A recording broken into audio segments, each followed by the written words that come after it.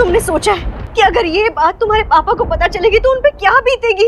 नहीं मम्मी, तुम्हें मेरी कसम है, तुम पापा को नहीं बताओगी। अगर पापा को पता चल गया ना मम्मी, तो पापा कुछ भी करके हमें यहाँ से ले जाएंगे। और अगर ऐसा हुआ तो महादेव अंकल पापा को वापस से जेल भिजवा देंगे। हम पापा को वापस जेल में नहीं देख सकते। Mummy please, Tappu please mummy समझने की कोशिश करो। ये पहन लीजिए, मालकिन ने भेजा है। हम ये नहीं पहनेंगे। मालकिन का हुक्म है, आप इसे मना नहीं कर सकती।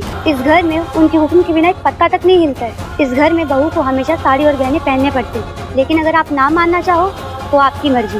वैसे भी ये शादी भी कहाँ उनकी मर्जी से हुई है। शादी तो हमारी मर्जी से भी नहीं हुई है। मम्मी हम ये गहने पहन लेंगे और ये साड़ी भी पहनेंगे, तुम जाओ। अकड़ तो देखो, बोल तो ऐसे रही जैसे बहुत बड़ा उपकार कर रही है। अब इस घर की नौकरानी भी तुमसे इस तरह बात करेगी क्या? तुमने शादी के साथ साथ अपना आत्मसम्मान, अपने स्वाभिमान की भी बलि चढ़ा दोगी, ये सौदा किया था क्या? मम्मी ये सौदे वाली बात पापा को नहीं पता चलनी चाहिए।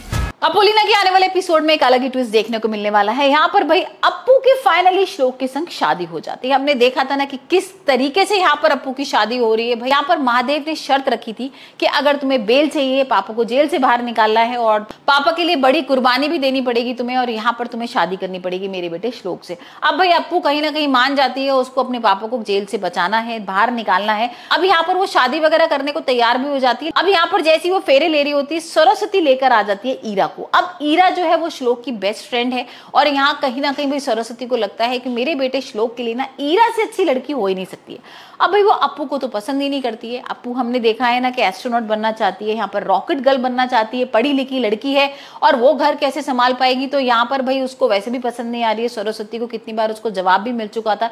यहाँ उसको लग रहा था कि मेरे घर की बहू ऐसी होनी चाहिए जो मेरे बेटे को संभाल पाए, और यहाँ सरस्वती ईरा को भाई दुल्हन के रूप में लेके आ जाती है। लेकिन यहाँ आ जाता है एक बड़ा ट्विस्ट। हमने देखा था ना महादेव ने एक शर्त रखी थी श्लोक के सामने कि अगर तुमने भाई ये शादी नहीं की अप्पू से तो मैं तुम्हारी माँ से रिश्ता तोड़ दूंगा। और यहाँ हमने देखा है कि श्लोक अपनी माँ से कितना प्यार करता है, तो अपनी माँ के लिए भाई यहाँ पर वो भी कुर्बानी दे रहा है। और हम देख रहे हैं कि वो कह देता है कि मैं अप्पू से प्यार करता हूँ और मैं ईरा से तो प्यार ही नहीं करता हूँ, तो शादी कैसे कर सकता हूँ, और मैं सिर्फ जो शादी करूंगा वो अपोलिना से करूंगा।